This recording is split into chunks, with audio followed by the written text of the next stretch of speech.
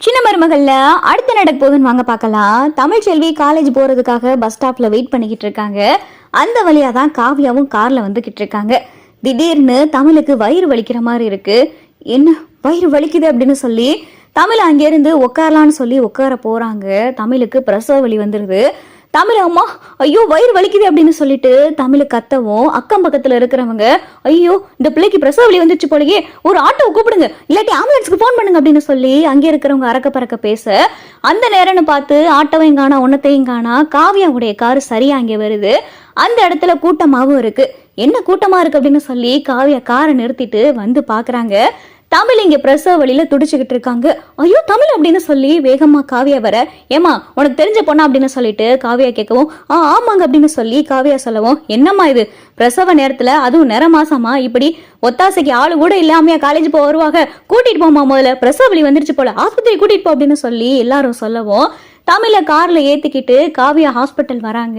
Doctor doctor என்னாச்சுன்னு பாருங்க, பிரசவ வலி வந்துருச்சு போல, இவங்களுக்கு ரொம்ப பெயினா இருக்கு அப்படின்னு சொல்லிட்டு காவியா சொல்லவும் இங்க ஸ்ட்ரக்சர்ல வச்சு தமிழை ஹாஸ்பிட்டலுக்குள்ள கூட்டிட்டு போறாங்க. தமிழுக்கு பிரசவ வலியே வந்துருச்சு.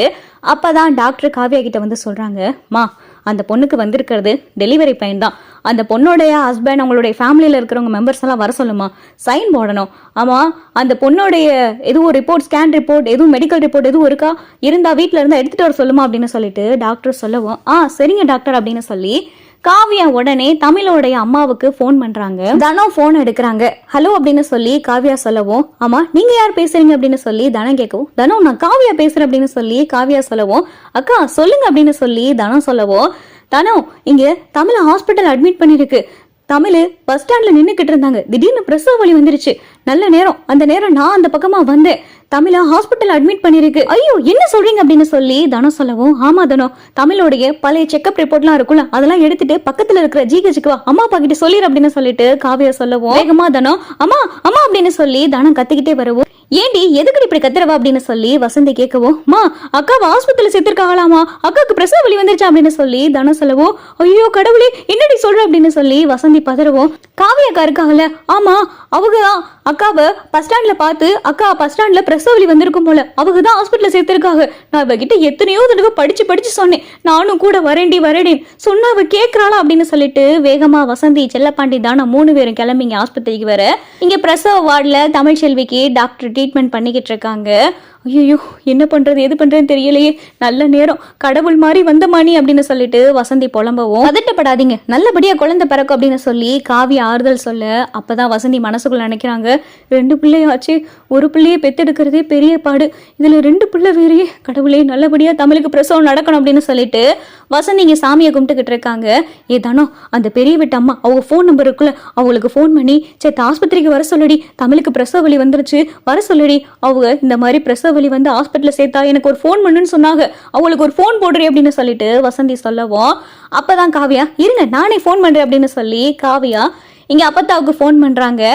அம்மாச்சி நான் காவியா பேசுறேன் அப்படின்னு சொல்லி காவியா சொல்லவும், சொல்லுடி காவியா எப்படி இருக்கு அப்படின்னு சொல்லி அப்பத்தா கேட்கவும், அம்மாச்சி நான் இப்ப ஹாஸ்பிட்டல்ல இருக்கேன், தமிழுக்கு பிரசவ வலி வந்துருச்சு, தமிழ் ஹாஸ்பிட்டல் சேர்த்திருக்கு அப்படின்னு சொல்லிட்டு காவியா சொல்லவும், ஐயோ கடவுளே எந்த ஆஸ்பத்திரிடி, நான் இப்பயே வரேன் அப்படின்னு சொல்லி அப்பத்தா சொல்லவும், பக்கத்துல இருக்க ஜிஹெச் தான் அம்மாச்சி உடனே சீக்கிரம் வாங்க அப்படின்னு சொல்லி காவியா போனை வைக்கவும், அப்பத்தாவும் கருப்பும் கிளம்பி தமிழை பாக்குறதுக்காக வராங்க. அடியே வசந்தி என்னடி டாக்டர் என்ன சொன்னாங்க அப்படின்னு சொல்லி அப்பத்தா கேட்கவும், இன்னும் ஒன்னும் சொல்லலாமா, தமிழுக்கு உள்ள பிரசவம் நடந்துகிட்டு இருக்கு அப்படின்னு சொல்லிட்டு வசந்தி இங்க அழுதுகிட்டே சொல்ல, சில கறி பெரிய மந்த 18 படி கருப்பு, நீங்க தான் எப்படியாவது 2 உசுரை நல்லபடியா காப்பாத்தி கொடுக்கணும் அப்படின்னு சொல்லி அப்பத்தா சாமியை கும்பிட்டுக்கிட்டு இருக்கு. அப்பதான் டாக்டர் வராங்க. உங்க பொண்ணுக்கு குழந்தை பிறந்துருச்சு, ஒரு ஆண் குழந்தை ஒரு பொன் குழந்தை அப்படின்னு சொல்லிட்டு டாக்டர் சொல்லவும், என்ன சொல்றீங்க அப்படின்னு சொல்லி காவியா கேட்கவும், அடி கொஞ்ச நேரம் சும்மா இருடி, தமிழ்ச்செல்வி நல்லா இருக்காளா அப்படின்னு சொல்லி அப்பத்தா கேட்கவும்,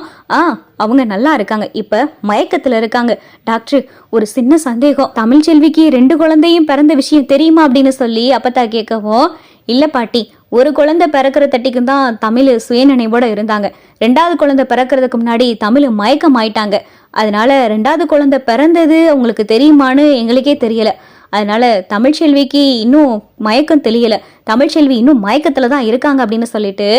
டாக்டர் சொல்லவும், ஆனா கடவுளே, நல்ல வேலைக்கு 2 குழந்தை பிறந்த விஷயம் தெரியல அப்படின்னு சொல்லி அப்பதான் மனசுக்குள்ள நினைக்க, அப்பதான் காவியா, அம்மாச்சி இங்க என்ன நடக்குது, தமிழுக்கு ரெட்டை குழந்தைங்களா அப்படின்னு சொல்லிட்டு காவியா கேட்கவும், ஆமாடி தமிழுக்கு ரெட்டை குழந்தை தான். அப்புறம் ஏன் அம்மாச்சி இந்த விஷயம் வீட்டுல இருக்கிற யாருக்குமே தெரியாது போலியே, எனக்கே தெரியலையே அப்படின்னு சொல்லி காவியா சொல்லவும், இந்த விஷயம் தமிழ் செல்விக்கே தெரியாதுடி, ஏன் அம்மாச்சி ஏன் தமிழ்கிட்ட கூட சொல்லல அப்படின்னு சொல்லிட்டு காவியா கேட்கவும், நான் தாண்டி சொல்லக்கூடாதுன்னே,